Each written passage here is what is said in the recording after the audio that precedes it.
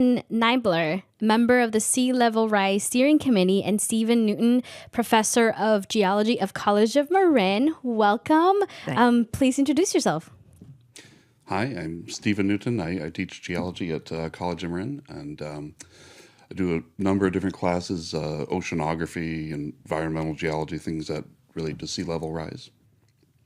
And I'm Carolyn Nibler. I'm a volunteer member of the Sea Level Rise Steering Committee, which is a committee of residents within the canal area, the canal specifically, but also some of the surrounding areas. And we're there to help provide some input, feedback, et cetera, into future planning for sea level rise.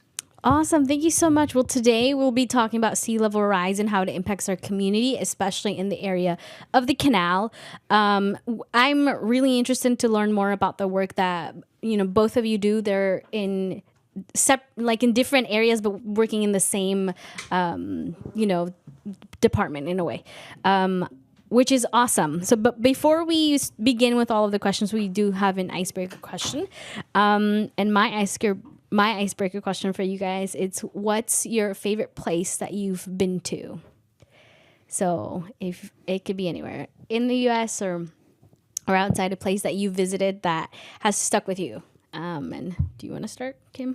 I haven't really gone many places, but I'd say the best or the most unforgettable, place I've been to is Marshall Beach, where it was when I went backpacking, and we it's a beach where we went kayaking to the beach, and we camped on the beach for about a week. So, and it's an hour or two away from here, and that's probably the most memorable trip and place I've been to. So, go ahead. Well, gosh, part of the thing about geology is a lot of field work and travel is involved. So I just immediately think of 20 different places. I guess I got to choose one. I've been very fortunate to have a number of different rafting trips down Grand Canyon. Oh, wow. And I did that as a geologic guide for a group a nonprofit that ran trips. And so I think that probably would be the most spectacular. I went about 8 times down on the 2-week rafting trip. And so I've spent, a lot of nights under the canyon, which is just spectacular. Most people see it from one of the rims, and that's spectacular too, but actually being down in the heat and the wet, it's very wet on the rafting trip. I say that would be the greatest thing. Okay. Nice. Mine's a little bit more luxurious in that one of the places I really love to go is the Big Island of Hawaii. And it has a lot of really great geology there, volcanoes, but also they have some of the volcanoes that aren't erupting anymore. They have observatories up there now, and they're above 10,000 feet, and you can go up to them, get very lightheaded, but you can see other islands from the top there and look all around. And then you can drive back to the beach and go into the water. I love to go scuba diving, and they have some beautiful reefs off of the Hawaiian coast. So I would have to say Big Island is one of my favorites. Oh, wow. We all have different different places. For me, I've been to so many trips. I've been very grateful that I've gotten to participate in trips that have been with school. So that has helped a lot to explore different locations. Costa Rica surprised me for sure with their environment. There's so much green over there. But I have to say one of my favorite memories that I have is visiting Lake Atitlan, which is in Guatemala. It's one of my favorite trips that I've taken because the lake, all around it, there's different towns, and each town has its own uniqueness to it, which I love because you can travel to the next town is different, completely different. To the next town is completely different. But the reason why I brought up that question because one of the things that I've noticed in that lake is unfortunately my community is not very knowledgeable on environmental protection, and that lake is being polluted right now. So it's one of my favorite places, but at the same time I see kind of all the damage that it's been done at the same time. But with that being said, we're going to get started with our main topic, which is sea level rising in our communities, specifically in the canal. But for our audience to understand a little bit more about what you guys do, can you explain? Maybe we'll start with you. What is it that you do, and how does your work, connect with our topic? Yes, well, I teach at College of Marin, which is a community college that is, of course, open to everyone, and we have a wide variety of students, many people who are retired, many people who are in high school, and everywhere in between. And one of the great things about community colleges is just that mix of people that you get. There's not like you might have at a school, I don't know, like Harvard, everybody in the entering class is 18, right? It's not quite of that. It's a real mix of people, and I teach classes in geology, which involves really everything that's not biology is one way I like to look at it. And occasionally we do biology too. So I teach things like oceanography and environmental geology and historical geology, which is about fossils, and physical geology, which is sort of volcanoes, rocks, minerals, that sort of thing. And basically what I do is stand up and make jokes. If you can call it working. No, I have to grade, so there's working in that. But basically speaking to groups, and I hope with a dialogue with groups more than just one-sided. Oh, wow. Awesome. Thank you for sharing. I am a retired resident of San Rafael, and I live within the larger canal area, just kind of next to the bay, and as well as the San Rafael Canal. And one of the reasons I'm here today, I think, is because I volunteered to become a member of the steering committee for sea level rise in San Rafael. One of the things I thought I could contribute to the committee was not only where I live, which is right in the area that's the focus of the committee, but also I am a retired hydrogeologist. And I understand a lot of the concepts about sea level rise and the local geology where we live. And my hope was to be able to kind of share some of that with some of the residents nearby.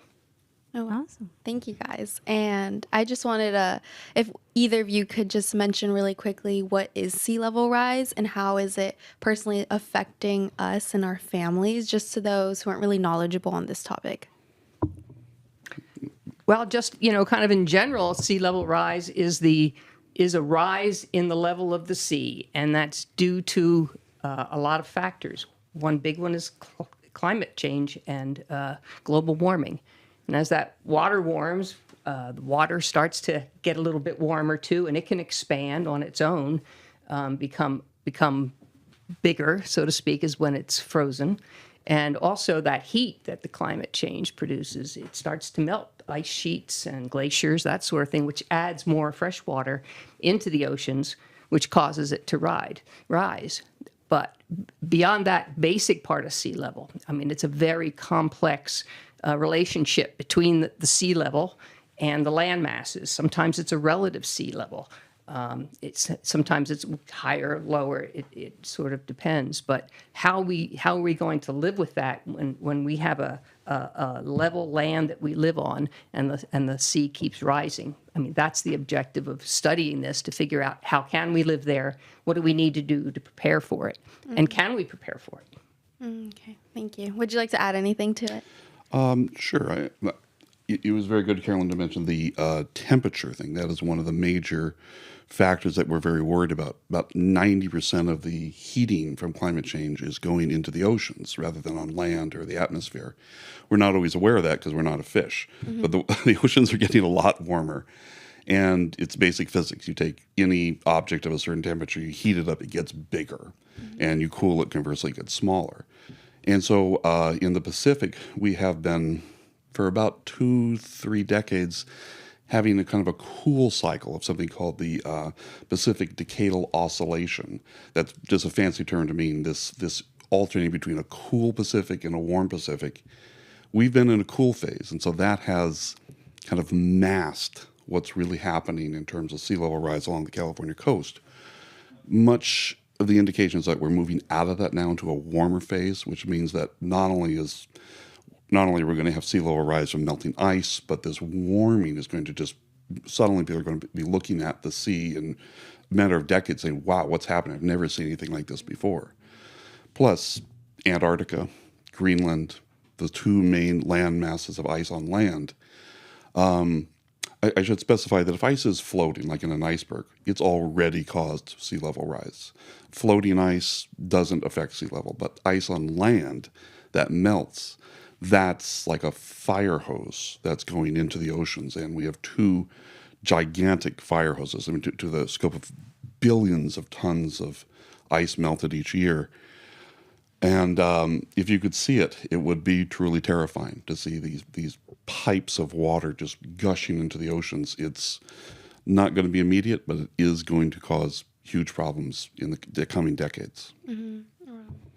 And kind of adding on to that and us kind of like going more into the topic, do you guys know what sea level is expected or when? Yes and no. So there are a number of different attempts to estimate what sea level rise is going to be. NOAA, the National Oceanographic and Atmospheric Administration, estimates for the U.S. coastline for California, we're talking on the order of 25 to 30 centimeters by about 2050. So you can think of it as 30 centimeters in 30 years. That's pretty significant. Yeah. I mean, it's on the order of that much rise has happened since 1900. So we've had since 1900 to today about that much, and now we're going to have that in the next couple decades. And that acceleration of sea level rise is actually the really worrying thing. I mean, if you go back to 1900, we're talking less than a millimeter per year of sea level rise, but then that doubles and doubles again, and now we're in a point of having 3 to 4 millimeters per year as expected range. Then that's going to double in coming decades. So how much sea level rise are we looking at? The main group that would estimate it is something called the IPCC, the Intergovernmental Panel on Climate Change. This is a group of the world's greatest climate scientists coming together like the Avengers and trying to figure this out. They tend to have pretty conservative estimates. So what the IPCC in their latest report, what's called the AR6, the Assessment Report 6, would say is less than a meter, which doesn't sound all that terrifying by 2100. The problem is when you look at their estimates against historical data, their estimates, their modeling tend to be very conservative. So yes, that's what their computer models put out, but in reality, we could be looking more like 2 meters. That would be within the range of uncertainty. So 2 meters, 6 feet-ish, that would swamp a lot of the Bay Area. Thank you for sharing. Do you have anything else to add before I ask my next question? I can convert that into non-metric units if people would appreciate that. I only think in metric. Go ahead. I mean, just to say, so I looked at a few documents before I came just to kind of, what does it mean to us here around San Francisco? And in the San Francisco Bay Area, the prediction is 2030, anywhere from about 1.5 inches up to 12 inches. So that's up to a foot. 2050, from about 5 inches up to 2 feet, 24 inches. And then by 2100, looking at sea level rise projections to be about 16 inches to 66 inches. Just to bring it down to, this is all over Marin County, and what we see right here may be might be on the low end, or it might be somewhere along that range. Perfect. Thank you for bringing that up, because my next question is, what areas of Marin will be the most affected with sea level rise? So you can start. You can start whichever. Well, we've really been focusing on the canal area, and there's a lot of flat-lying areas in the bay, but the canal is particularly flat-lying and has a levee around it now. What does a flat line mean? Not high elevation. Oh. So if you think of the bay as having a tidal flux between about 6 to 9 feet in the tidal range, there are many areas of the canal that are actually below water due to subsidence, where the ground has actually kind of crushed down as it's been dried. And so there are areas that are below sea level. And so you get a 6 to 9 flux of tidal range that could easily, if the levees breach, for instance, flood large areas. And that's where the canal is. Yeah. Oh, okay. So it's just not high elevation, and this is not rocket surgery. If you have the water go up and you're at a low elevation, you're going to get flooding first at high tide, and then at medium tide, and then at low tide as the years go on. And the sea level rise, I don't know if it's the sea level rise committee that helps place in for the in the bay right next to the canal area and the pathway where they place the little blocks so the water doesn't come in. I forget what it's called. Do you know what I'm talking about? Not exactly. I don't know how to describe it, but it's for sea level rise to prevent it to kind of like come in the water, and it makes it so it doesn't flood. I don't know. So like a gate of some sort? It's like a gate, or like, I know it's like a box, something like that. You mean the oyster beds that are? No, I don't know what it's called, because we've had someone on our past show also talk about a little bit about sea level rise, and I just remember it from that show. Unless they're measuring sea level changes at that point. It might be that. It could be a measurement. Sometimes they'll install something in like a box. It might have a little arm on it that can measure as the water goes up. It could record it, and as it goes down, so they can actually see if you have a 3-foot tide change in the bay, what does that mean 1,000 feet up the canal? Let's say. Okay. So it might be gathering data, but that's a It might guess. be that I'm thinking of. Oh, yeah. Good question. I want, just for our audience to know, and even for myself, I grew up in Canal for like my childhood. I want to kind of curious, what would sea level rise look like for the canal if that happens? What's the impact that it can have in that area? Well, the first overall impact is going to be more water. And depending upon how that water gets there, whether it's just via tides or is it via flows coming down the canal, the San Rafael Canal towards the San Rafael Bay, which connects with the San Francisco Bay.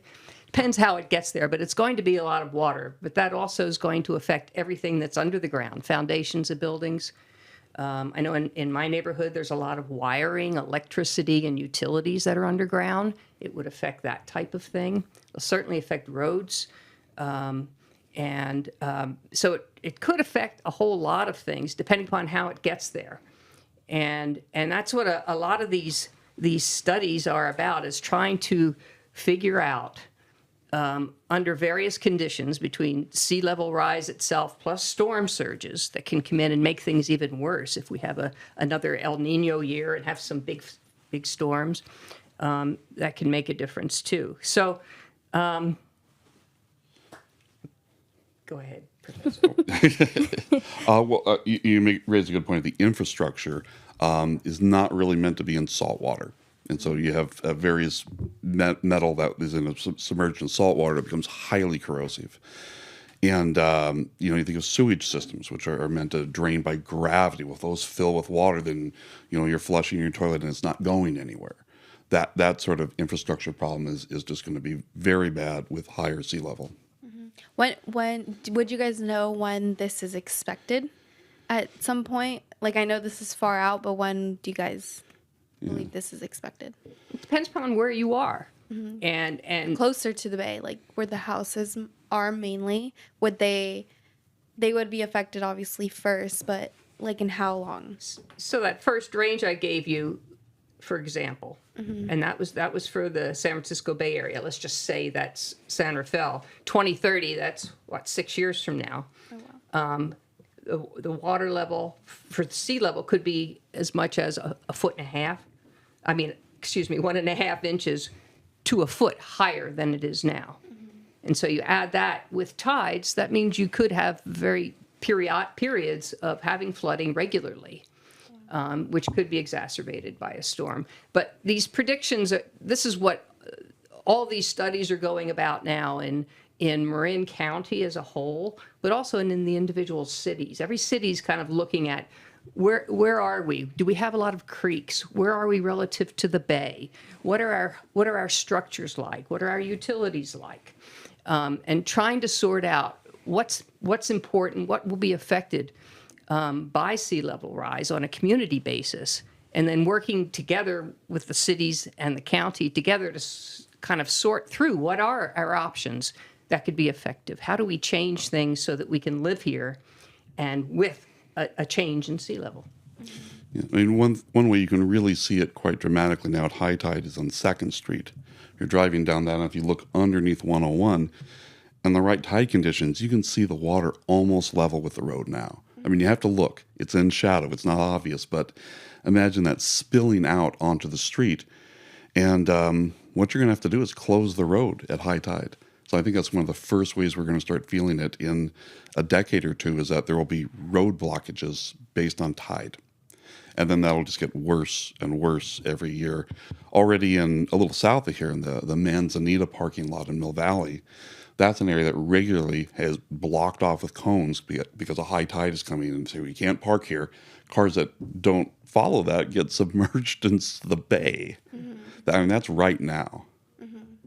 And with that being said, what are some possible aspects that people, like just people who don't know much about sea level rise, can help in this area? How can they be more knowledgeable in maybe with pollution, knowing how to recycle everything, or does that affect anything, or like what can they do specifically to help?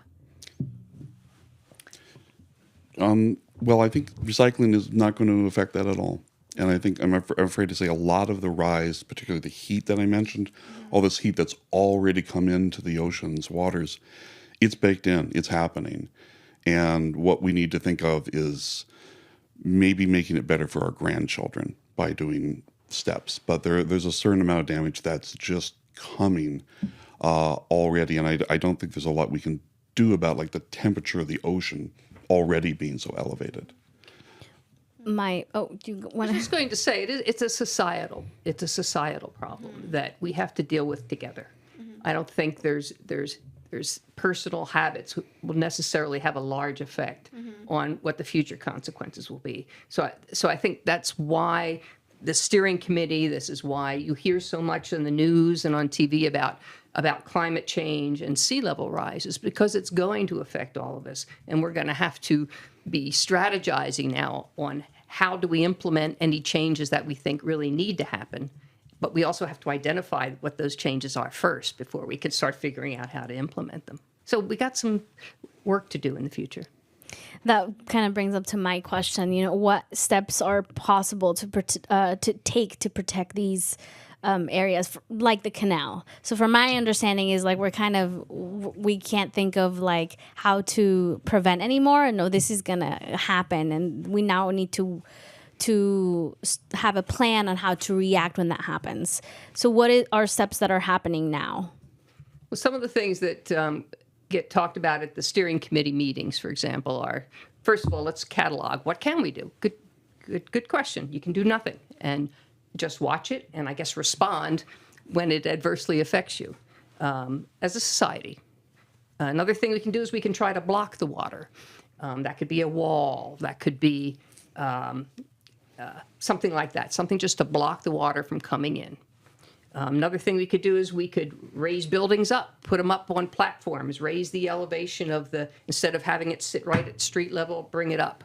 And I think there are some buildings in the canal area that are sort of elevated up on platforms already, but they're right next to the water. But you might see more of that further away. Another thing that we can do that I think is kind of appealing to those of us who really love the beauty of Marin as well as everything else is looking at sort of nature-based measures. What can we do that will be attractive, that will enhance the environment that we live in too? And maybe some of that is increasing the livability of our shorelines. As you just mentioned a little bit earlier, Stephen, that offshore off of the Starkweather Path, right just south of the San Rafael Canal, there's a study done by, I think it was started by UC Davis, planting oyster beds. There used to be oysters in the bay, but they were all gone for a variety of reasons. But now they've seeded, that is, put little communities of oysters in suitable habitats, and they have them stretched all the way across, basically from the San Rafael Canal quite a ways south, to see if they can rehabituate them to the bay as well as also some of the things that the oysters need to live, like eel grasses and other natural vegetations. And all those things not only grow and get bigger, but they also start to trap sediment too, which might start, extending our shorelines back to where they were before until we started cutting them off and filling them and putting buildings up and things like that. Yeah, we know historically the oyster beds used to be much more massive. I mean, if you read any of the writings of Jack London, who lived in this area and wrote about this area in books like Tales of the Fish Patrol, he describes these tremendous oyster beds that really were destroyed. And the idea of them coming back, I think, is a very healthy idea. Can you explain what an oyster bed is? Because I don't even I don't even know what that is. Yeah. So oysters are mollusks that plant onto a spot on the sea bottom, and they need to be totally submerged, and they're filter feeding. So you can't just put them on like mud. They need something to cling on to and stay in place. And there's a lot of mud there now. So one way to facilitate that is to create some sort of structure that they can then implant on and live their lives on. They're filter feeders. They have a good effect on the water quality. And they also encourage other things around them to grow and collect sediment. So you're basically building the shoreline further back away from where people are. That is what we're talking about with that sort of idea. Doing it naturally, great idea. But they also do a lot of other things for us aesthetically. I mean, they draw in a bird called the oyster catcher. They have the orange feet, and they bring in all kinds of birds that like to eat these oysters. And so, of course, birds do what they do into water or on the ground, and so they start planting some fertilizer, and that might help some of the plants that could grow into this area too. But it starts to naturally, hopefully, reform our shoreline a little bit more fully, so it's not just shoreline, a drop, and then there's the water. Oh, that's so interesting. I've never heard of that. So I was curious to get a little bit. I Googled it really quickly and saw photos, and I was like, interesting. Yeah. You also mentioned a little bit about certain buildings that are raised up. I'm curious to know if the 400s, well, we know it as the 400s. Yeah. The 400s is that an example of buildings that are raised up, or is that not even, doesn't even count? Do you guys know what I'm talking about? No. It's a new building in San Rafael. It's kind of new. They remodeled it and everything, I and think I know where you're being. it's like one of the first buildings when you go into Canal. But I'm trying to find a photo. Is that where the parking is down at? Not by the park. It's more. I meant the parking is underneath. Yeah. Yeah. Parking And then the parking's underneath. I mean, that could be an example. It's not exactly what I was thinking of because That was my question. Is that even still in the danger zone? it probably is. Yeah. Because it's very close to the canal itself. I mean, the buildings might not be themselves in danger, but the roads getting to it. I mean, you can have, imagine at high tide, then the building is cut off and people can't drive in and out. That's no good either. So, yeah, elevating the building is an idea. And you can think of Venice as a good example of that. So have a city in which there's extensive waterways throughout the city itself, and people are going on gondolas. And I'm not suggesting that as a future for Marin, but it at least works in Venice. Yeah. How would that look? Sorry to interrupt. How would that look like if they're raising the buildings? How does that look like? I don't even know how that would work. I'm curious on that. I think the architects could come up with all kinds of ideas. Okay. I mean, it could be anything as simple as putting in what I guess the engineers would call piers, whether they're drilled or wood or concrete and steel, that type of thing, where they literally put piers down. So if this is where sea level is now, let's say they put it up 20 feet. And then they'd, of course, have to have ramp or stairs or some way, of course, for accessing all that. But again, you run into the difficulty of this whole idea, like if your parking is down there, well, if that happens to be a high tide day, you can't get in and out with your car. So, I mean, there still seems to be difficulties there. So there's some places that probably may not be able to be remedied by the lifting up. But then there are these other ways that we were talking about, like with diversions and ways to channel water. But it's a very complex thing because you can redirect water, but but when you have a natural thing like a canal, for example, it's been flowing that way for quite a long time. And there's a lot of infrastructure built around it right now. I mean, there's a building design and architectural design in the East Coast that's much more prominent along like the barrier islands there where they get hurricanes. We don't get hurricanes here, where the first floor is essentially open and kind of almost a throwaway part of the house. They don't have living quarters there, but they might have storage or something. That idea, the house is really starting at the second floor up. I don't know if that's a solution, but that's an architectural style that's more common in other areas of the country. Texas with Texas. Or I was going to think Hawaii, too. You mentioned the big island of Hawaii, but that's for more moisture reasons, getting the houses up off of the wet ground. I would say all these architect designs and all this, and I think raising all these buildings up, I think would obviously assume would cost a lot of money. And my question is, how are low-income communities and marginalized communities involved with Marin County's sea level rise future plans? Because I know that's all expensive, and then when buildings change, the rent goes higher. Like with the 400s, the buildings changed, they upped the price. A lot of people had to move out because they couldn't afford it, and a lot of these homes in the canal area are a bunch of families living within one small apartment, and I know that could affect them largely. And I just want to know if you guys know what Marin County is planning to do on that with sea level rise.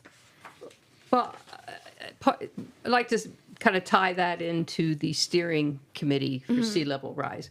And the reason it exists, its focus is on the canal area, because there are a lot of people living there, and many of them in multi-family dwellings. The canal runs right along. Well, that's why it's called the canal. So there's the canal there. It runs down to San Rafael Bay, and a lot of people would be affected. And one of the, as I mentioned, this is going to be a process that we as a society have to go through, and we locally have to go through it. But the first way that the people of the canal are getting involved is with the Sea Level Rise Committee as a starting place. And there's probably a lot of offshoots of that I'm not aware of, but perhaps you have seen. But the Sea Level Rise Committee is intended to try and get feedback fed into the whole process of figuring out what can we do, how many things. I mean, what's appropriate in one area, like raising the building up, may be perfect in some areas, but in others that may not work at all. You may need to do something else, like put a wall up or divert some water. So the solutions may have to be selected carefully depending upon what we're trying to protect and where it is. But this steering committee that I'm a part of, there's 16 members. And all the meetings are held in Spanish and in English. We have simultaneous translation that goes on for those who need it. And the whole point is to provide feedback back into the system. The city of San Rafael, as I understand it, is basically the manager of this committee. And one day I was on a website and I saw a notice that said they're looking for volunteers to join this committee. And well, since I live in the canal area, I wanted to find out more about it. And I thought, as I said earlier, I could maybe help communicate some of that. And the meetings have been really surprising. I mean, there's a lot of interest, there's a lot of feedback, and that information is getting not only to the city for incorporation into plans that the city is developing, which will then be fed into, I believe, the plans that the county is developing, but it's also being fed to the technical consultants who are advising the city on things such as, how big an area will be affected, what technologies might be useful, that type of thing. So by expressing and communicating what's important to the people who live there, that right now is probably one of the most important things that we can do, is get the information to the people who are working to help us get through this. And then as we move forward in that process, I'm sure there's going to be a whole lot of other routes that will grow out of those initial steps. Okay, thank you so much. And Would you like to add? That was very comprehensive. Okay, well, this is a perfect time to take a break. I have more follow-up questions on the steering committee and more, but we're going to take a quick break. We're going to play a song by Evolving Wings, Sole Purpose, and then we will be right back. Yeah. evolving wings. Yeah. I'm a genius, original purpose, resurrect like the phoenix. From the mother lotus emerges, no longer feel wordless. To be a service to purpose, it's evolving wings por vida. Got them all like Nita, internal bleeding the brain got me insane. Explain the pain, the seats pain.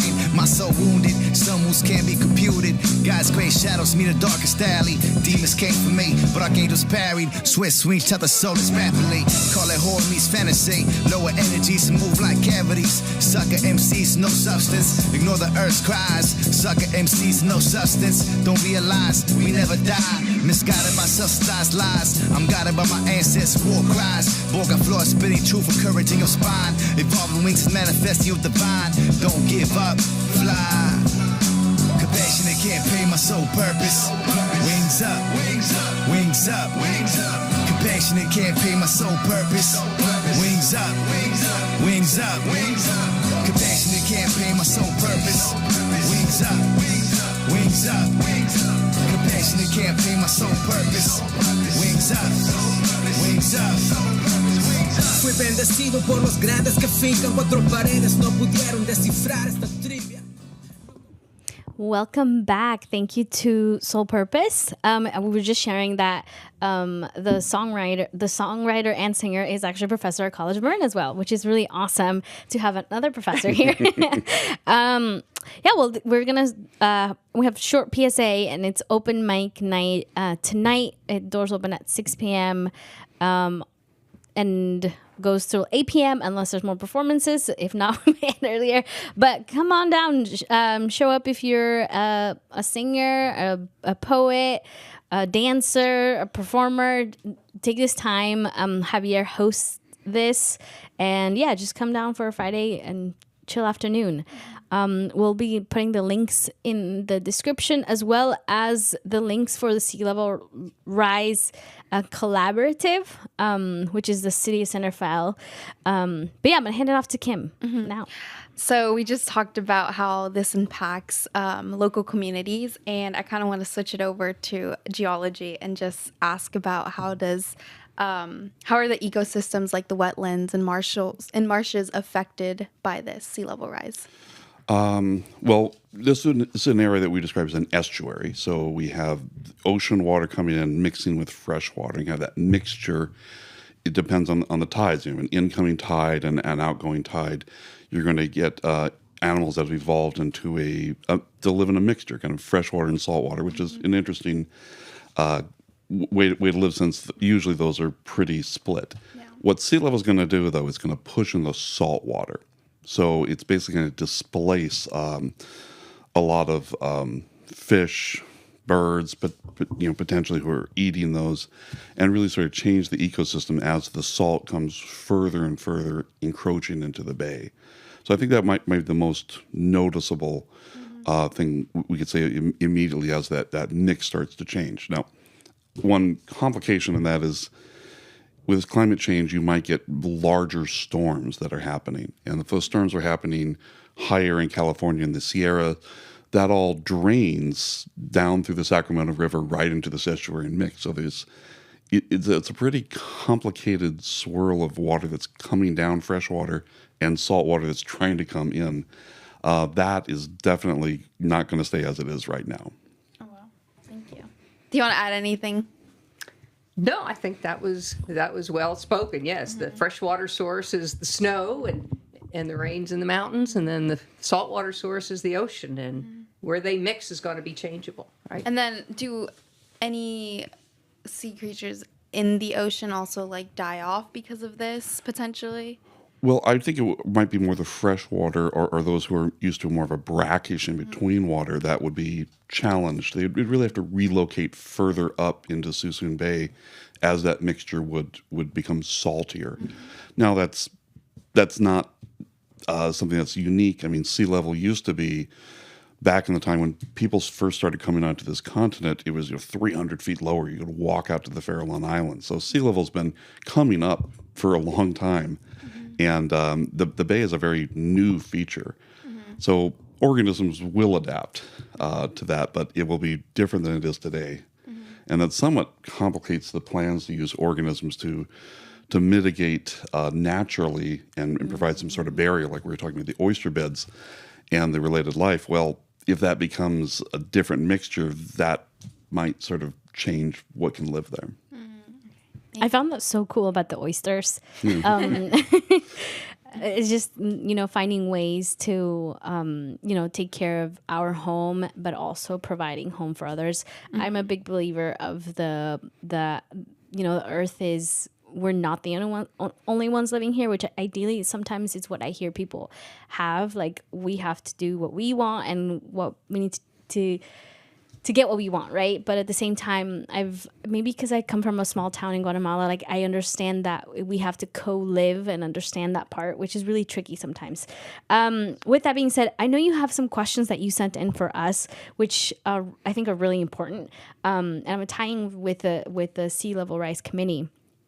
I think there are a lot of homeowners as well in the canal area. For them, I know that this can be really, it can really impact them, especially if they're living in those homes. How does, for example, I don't even know what this, but I'm curious to ask the insurance. You asked about how it has FEMA required insurance. Will affect marine property owners. I want to know a little bit more about that. Yeah, go ahead. Sure. So FEMA, the Federal Emergency Management Agency, which doesn't usually manage emergencies, as we learned in Hurricane Katrina, FEMA has flood maps that they've created based on expected sea level change. And if your house happens to fall into one of those, you'll get a notice in the mail that suddenly you have to carry this expensive insurance. And for many people, it's a very rude shock. We're experiencing in California in general a lot of those rude shocks with wildfire and people's home insurance being canceled because insurance are just like, we're not doing fire insurance anymore. Just in my rough experience with people I know who have had that generally quadruples the cost of the insurance. They can get it, but it's, if they paid $1,000, now they're paying $4,000. So those sort of things for flooding are going to surprise more and more people. I think it was 2016 or 2017, FEMA revised the maps of who has to buy insurance, and it just, you get the letter in the mail, and legally have to. Has that landed in the canal area? Well, from the committee, I know one of the members of our committee operates a business in the canal that employs a lot of people who live in the canal, and she was saying that they moved into their building and their flood insurance. So they have a mortgage. And when you have a mortgage, you have someone who backs up that mortgage, and they generally require the insurance. And when they moved into this building, they were there for some period of time, and then their insurance was kicked up to the point that they're spending several $1,000s, more like $20,000 or so, in flood insurance every year to maintain their mortgage on the building. So it can affect workers. It can affect the people who own the buildings that they work in. It's an unexpected, really potentially heavy bill. I mean, you've made out your budget. You think you got your home all done, and then you get a letter, and all of a sudden you owe a lot more. That kind of speaks, I think, to a statewide failure with wildfires, with sea level rise. The state is not protecting people at all against what the insurance companies are doing, and maybe that's something that down the line the state needs to become the insurer for these sorts of things if private companies aren't going to do it reasonably. That's already happened with something called the California Earthquake Authority, which is a private public partnership for earthquake insurance, which used to be outrageously bad. I mean, you'd pay a lot and you'd get very little. And that's now sort of changed with earthquakes, but we haven't done that yet with sea level rise or with wildfire. And it's something really Sacramento could do that would be very positive. A follow-up question. You mentioned workers and employees. When, let's say, in a case where there's a lot of businesses in the canal area, would business people who are leasing those, let's say, properties to have their businesses there, are they required to have also a flooding insurance as well, or no? I don't know the answer to that. Well, if you're leasing or if you're renting, it still affects you. Because I mean, let's just take the case of leasing a building for business or renting an apartment. There is ultimately a landlord somewhere who is getting those insurance increases, and I know this will shock your listeners. The landlords are not going to absorb that cost; they're going to pass on that cost. That's kind of what I wanted to make a connection. Like it affects homeowners, but it all can also affect people who are just renting or leasing. Everyone is affected. Okay. Yeah, I mean, one of the main ways people are currently feeling climate change and aren't necessarily aware is like car insurance. Car insurance is going up a tremendous amount, and part of that is damages through storms and things like that. And so people say, climate change, that's 100 years, it's not going to affect me. Like, you see your bills going up right now? That's affecting you today. You're paying more because of climate change in a number of ways. Rent going up. I never thought about leasing going up. I mean, ultimately, the owners are not going to not pass on that cost. And how do these insurance companies like assess that there's a risk of sea level rise? That's a good question. Yeah, that's a good question. Well, I would say actually, they employ a team of what are called actuarials.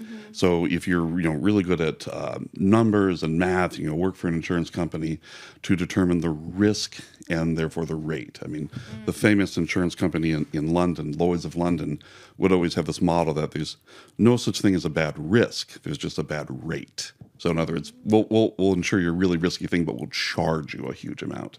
So determining that level is something. There are literally teams of people who make that as their full-time job to assess, and they're going to assess it probably conservatively because they want to have the insurance company. When you say conservatively, what does that mean? So if there's a risk, they say, well, there's a 1 in 100 chance of this happening, we'll make sure that we bill them as if it's 100%.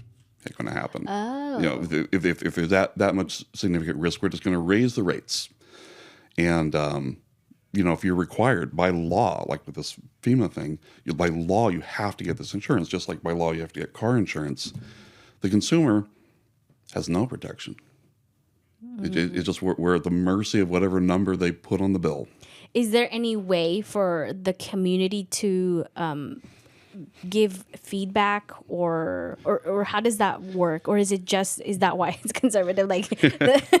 Well, I mean, this is really at the state level. So this would have to be lobbying not Marin County, but Sacramento and representatives. Yeah. Vote. That too, yeah. Because the people who run Sacramento are put there by voters. And so it ties in a lot of ways. We all have a part to play, and some of this is happening to us now, and a lot of it's going to happen in the future. But if you can vote and you're of age to vote, then register to vote. That can make a big difference. Okay. Sorry, I had to get that in. Yeah, of course. And I should say to your representatives, emails are just discarded, but handwritten letters are generally read. So I know that sounds very old school, but sending an actual physical letter will probably get a lot more attention to a representative in Sacramento. I find this really interesting, especially for our audience who are between 16 and 21 and above.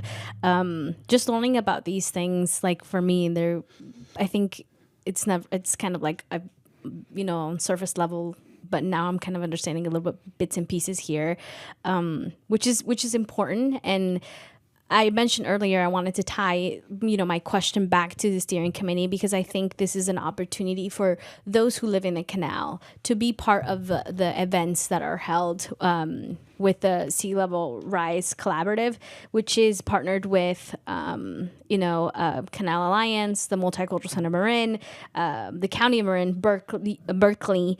And I mentioned this earlier to you when we were, downstairs, how there were so many events that has been hosted in the canal, in the Piggly Park, about a lot of this educating the canal community, which can then lead into, voting, playing our part so that we're not hit in the face with a lot of these things, just getting more knowledgeable. So thank you so much for, sharing all of that. You mentioned also transport, so I'm going to shift it to transportation. You mentioned how, I think you said Mill Valley, there's an example of the road being closed off.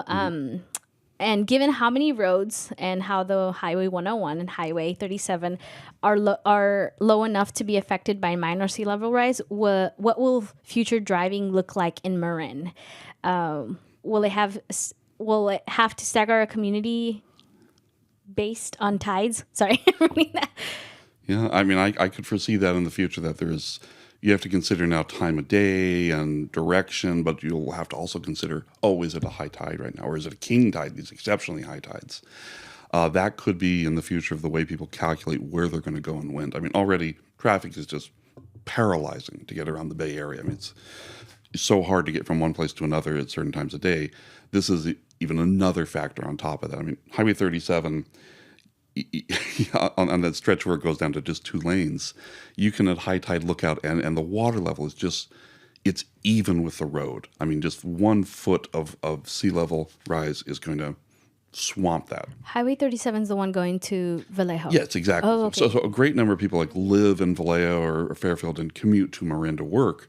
That's affecting, a huge number of people. It's that road was put in the 1930s and has. I was going to say it has flooded already. Regularly. Yeah, I was gonna say because my grandparents live in Vallejo, and there have been multiple times where it's been closed down because of flooding, and you have to take a different route, a way longer route to get home. Yes.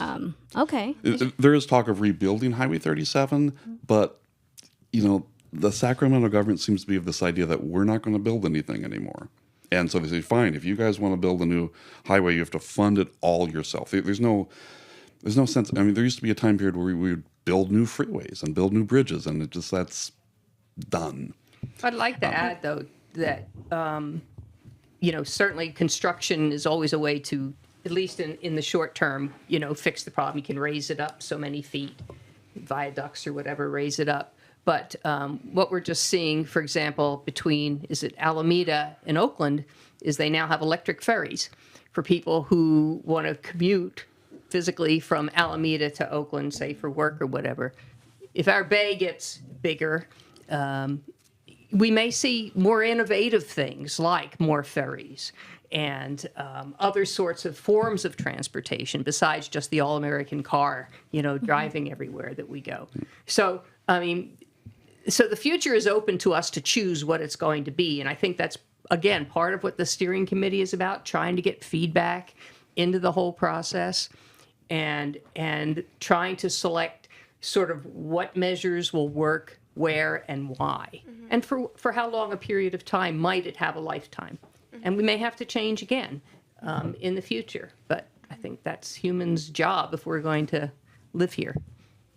I think you guys have a wide aspect of a lot of these different things, and it's kind of switching the topic a little bit, but I kind of wanted to know what are some certain initiatives that you guys are each doing on your own, certain research that you're doing in particularly, maybe that you haven't shared. Well, I'm retired. So my research is more focused on reawakening after the pandemic and finding places to travel and do things along those lines. However, being on this steering committee has been very interesting for me to pay much more attention to some of the details with regards to interaction of communities, as well as the details of what are the options. How big do we need to think about what we can do in the future? And that's it. Well, with my research in graduate school was on what's called paleoclimate, which means old climate. And I study a lot of what's this major climate transition that happened, what's called the Eocene, the Oligocene transition, which was a point where the world became much colder, lots of stuff died off. But that was, 30 plus million years ago. And so that's part of the nature of geology. But that's an advantage of geology for studying climate change as well, because we get this long time span to research, millions of years, lots of mass extinctions. Other people are more focused on the right here, right now. And I'm less focused on that because I kind of see this bigger picture. I want to know what's it going to be like in 100,000 years, in 1,000,000 years. That's kind of where I'm thinking of things more. Is there anything in particular that you're doing in classrooms, or I don't know? I'm just curious. Almost all of my classes have evolved to now make climate change more and more of an issue. When I teach oceanography, I have a specific section just climate and the oceans. How it's going to affect the oceans, and sea level is part of that. But climate change is such an important topic that often, I mean, you think about it like, in high school, you'll take like AP exams. There's AP exam in biology, an AP exam in calculus. Is there an AP exam in climate change? No, right? So this is a huge problem that educationally we've kind of locked up all the time. And, biology is great. It's great to know Punnett squares and genetics. I'm sure you remember doing those. But there are other things that we should be teaching at the elementary, junior high, and high school level that are maybe more important than Punnett squares and genetics. That one little aspect of genetics. And I think climate change should be that. But one point we talked about before we came here today, we were just getting to know each other. We hadn't really officially met before. But is that it's very rare to have a junior college, so to speak, in a county that has a geology course that he teaches. When I was in several junior colleges on my way through college, it was always biology and chemistry. Those were my sciences. But to have a resource like that in the county is kind of a nice and a rare thing to have, just kind of add to the whole discussion. If people want to learn more, that might be a course that somebody might be interested in taking. And, kind of putting it all in perspective, both paleo, climate change, and how that might be reflected today. Yeah, College of Marin is just a wonderful resource for the county. In addition to geology, we have a full-time geographer, and her name is Dana Quick, and so she teaches classes on climate change and meteorology and that sort of thing. And we have a very robust biology department that includes a certificate in natural history, sort of studying the natural world around Marin. So College of Marin is a great resource to your listeners if they're thinking of taking a class or two. I highly recommend it. And it's not just entirely for my own purposes. So we're near the end of the show. Time flies. For, what is your, an advice that you can give to our youth right now? It could be regarding, sea level rising, climate change, really anything. We'll start with. Well, the future is in the future. We don't really know exactly what's going to happen. All these estimates, these numbers we've given you, 1.6 inches to 12 inches, and this kind of a time frame, are all best estimates based on what we know now. And we project it into the future using models and visual observations of small changes, and kind of project what that might be in the long term. But the reality is we have to live through it. And to stay alert and stay interested and contribute information to it and be aware that this is something that we're all going to live with, and we can all help change it to adapt. And that's what all these things are really about, is adapting to changed conditions on the planet we live on. And that's what we have to do if we're going to continue to live where we live. Yeah. And I'd like to say, often climate change information, sea level rise and temperature rise, we're in this heat wave now, can lead one to feeling really bad, to sort of feelings of despair. But despair sort of presumes you know the future, and we don't really know the future. We have an idea of it. I think you can take some solace in the fact that scientists have for decades really worked out this issue. We have the data, we understand why, we understand how terrifying it would be if the oceans were going up and we have no idea why. Why is it so hot? We have no idea. Is it the sun? I mean, that would be a scary situation, but it's not like that. We know exactly why all these things are happening. We know exactly what to do. It's just convincing politicians to make those obvious changes. That's what we need to do. Well, thank you so much to both of you for being on the show. To our audience, I would say really we're planting a curiosity here, a seed of curiosity, and go out and explore, take some classes at COM, join the steering committee if you can, or attend an event to, bring that curiosity for you to learn more and educate yourself. For me, I always say, once you start, getting involved with the environment and you see the connection, you start falling in love and you want to protect it. So that is all from us, and we will see you all next time. And thank you so much for tuning, whether you're watching or listening. See you all next time.